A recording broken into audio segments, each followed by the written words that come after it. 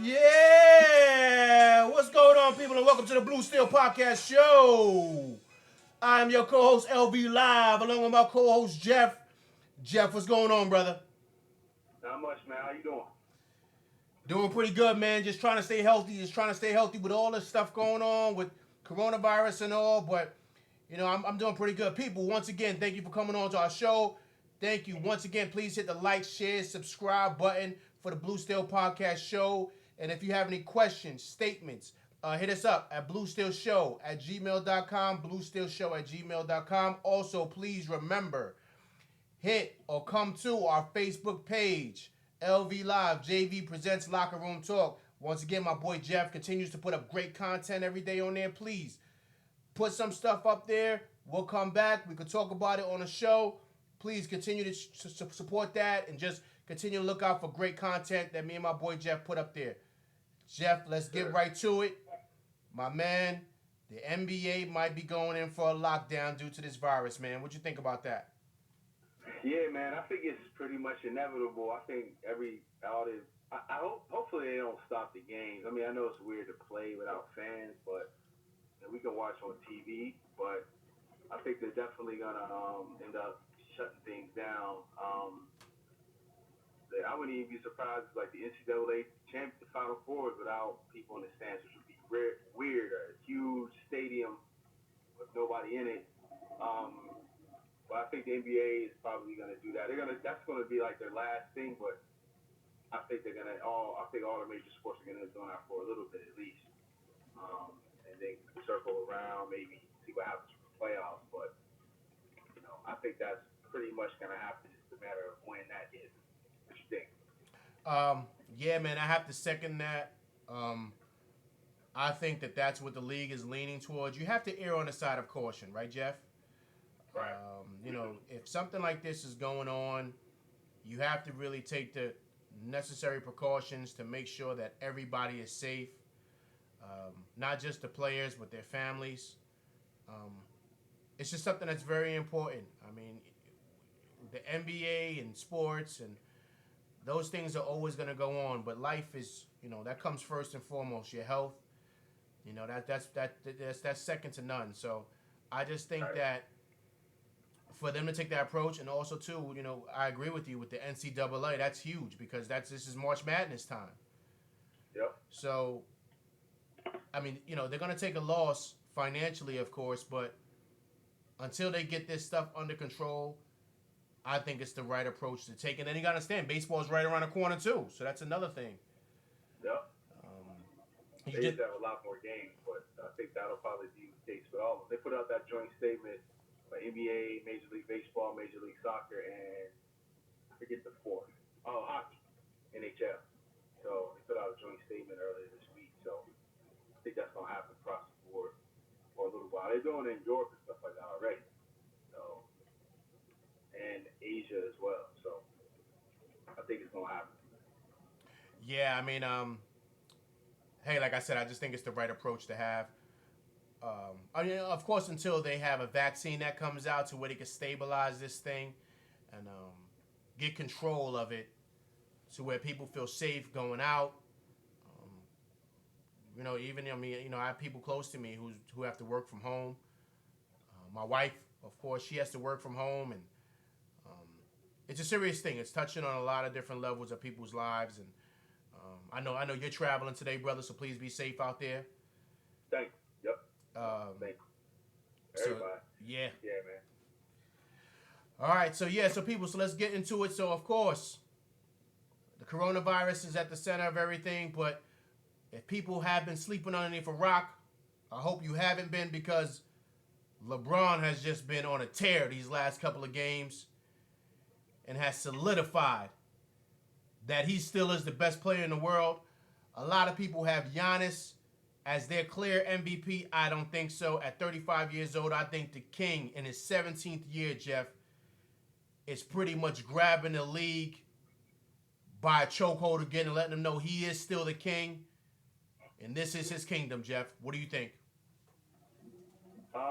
You had an argument for me about that, but I think it's like 60-40. there's a couple things in the play for me. First off, Giannis is in the East. They're both having amazing years, so we're not really going to debate that. Giannis is in the East. I think they have a 2 games. They're in front of the Lakers by 2 games now in the loss column, I believe, with the Lakers with us losing last night. So there's now, it used to be like, there was like a 4 or 5 game spread. It's really close now. If they was in the West, they would lose. They would have more losses.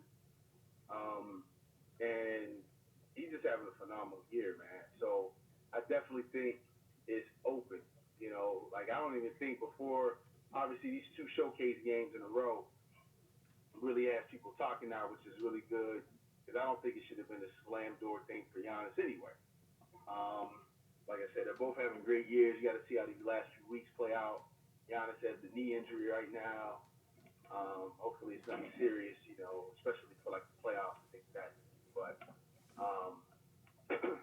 it's definitely an open race. Let's just put it that way. What you think?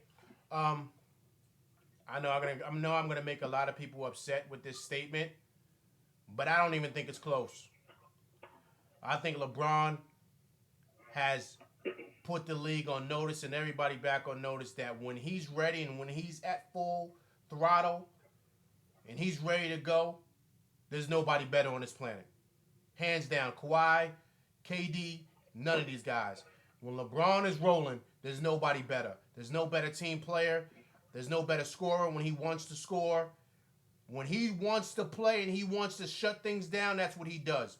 No ifs, ands, or buts about it. Especially him, Jeff, being in his 17th year. I think people have to really take that into consideration, the amount of mileage that he has on his body. Right. LeBron is something like we've never seen ever in the NBA. And for him to be doing this on his 17th season, he's been in these moments before. Giannis and a lot of these other guys, Kawhi, a lot of these things are new to them, meaning that they've had special moments before, but LeBron has done it for over a longer period of time. Yeah. So to keep this level of play at the age that he's at with that mileage is unprecedented. And I think that the league and everybody else is taking notice. Also, too, remember this, like, to your point, Jeff, I'm piggybacking off of what you stated. He's in the West. Everybody know the West is the best. The East is a joke. Right. Yeah, you got a couple of teams here and there, but the West is stacked. So you got to think of who he's going against night in and night out. And no matter who LeBron plays, when he plays, it's box office. It's prime time. You got to be on your A game. It doesn't matter. And my question to this, Jeff, and I'm going to bounce this off for you, and I want you to kind of, chime in, please. Because I know this is your team and you're an LA guy, so I get it.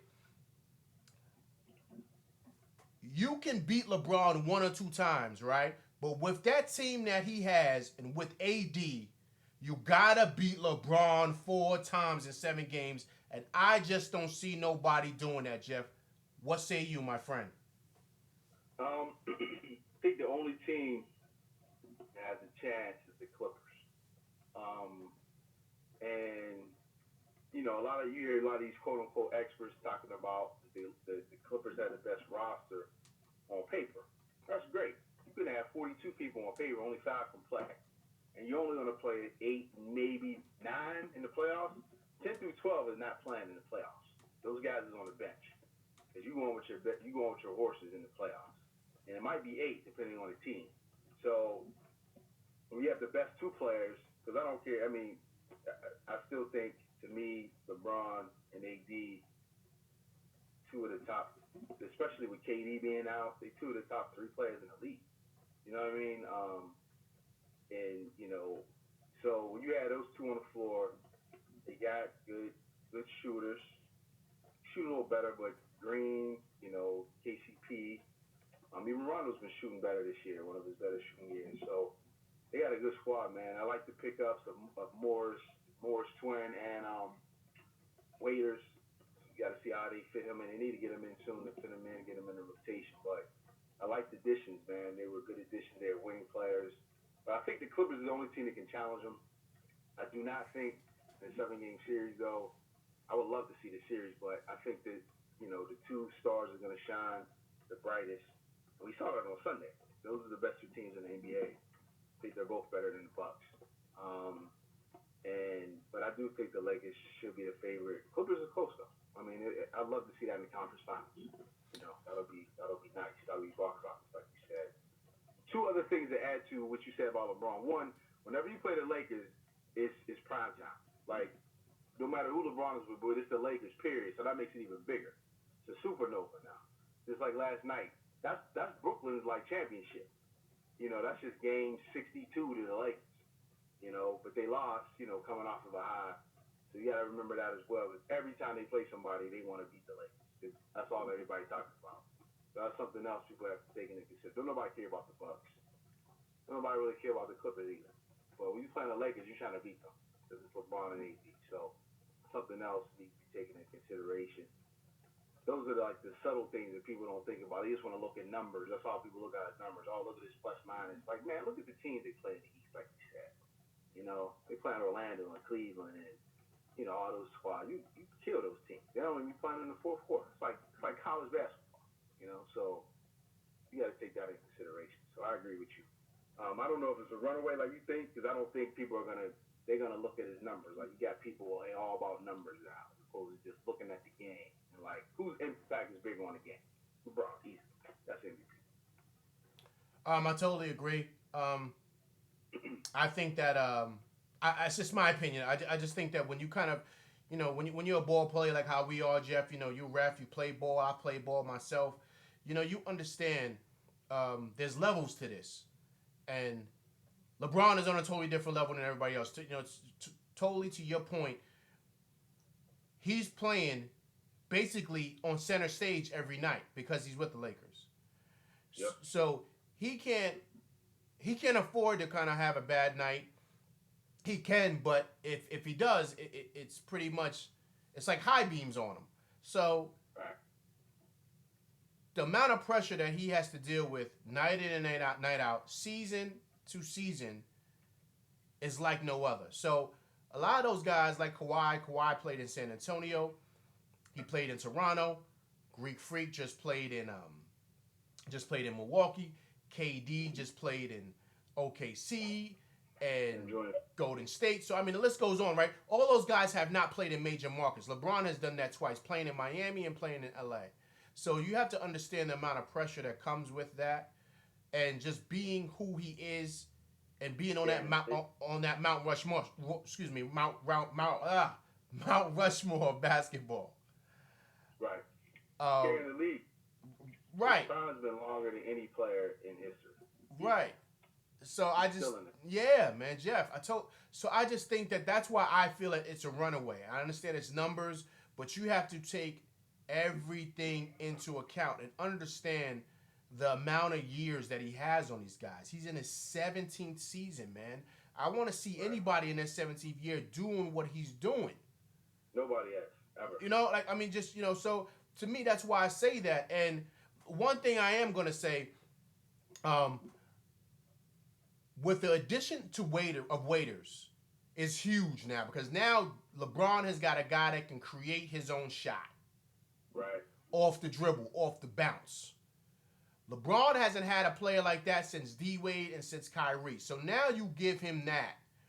Now, of course, Dion Waiters is not to the level of those guys, but he is a shot creator, shot maker, off the dribble, off the bounce. Right. Now, if he comes off the bench, and let's say he gives a solid 12 and a half, Avery Bradley gives his 8, 10, that's 20-something points. So, as we know, LeBron is the most unselfish player that we've ever seen at this level and be so dominant at the same time. So now you give him those weapons, and of course with one of the Morris twins over there on the wing, so now he can guard a Kawhi, or he can guard a Paul George, or he can guard another tough wing defender, and LeBron can take time off. Oh man, I mean, listen, this is all set up for the Lakers to win their 24th, am I right? No, it'll be 17. Excuse me, 17. I'm thinking of the Yankees. I'm in baseball mode. Sorry.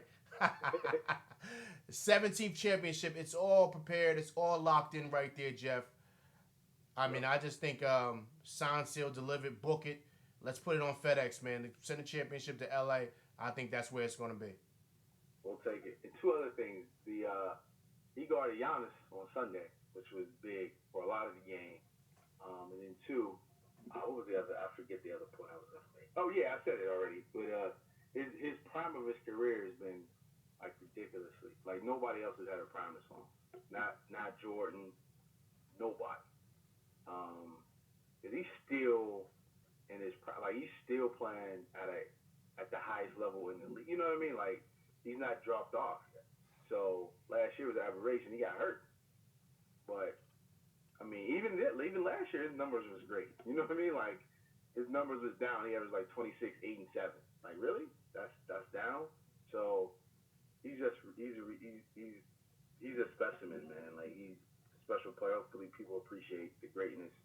I told a guy this, man. I think I mentioned this when Kobe passed. That I was at a Suns game. He's like, I can't stand Kobe. I was like, man, you should appreciate that you get to watch this man play because there ain't gonna be nobody else like him. And there ain't gonna be another LeBron, you know. So it's appreciated, man. Whether we have people in the stands or not, hopefully we do. But appreciate it, man, because he's not playing forever. Seems like it, but he's not. Well said, Jeff. Well said. Hey, great show, man. Yes, sir. Yes, sir. Everybody be safe out there, man. You too. Blessings for everybody and their family, man. Be safe. Don't panic, but just do the smart things. That's all.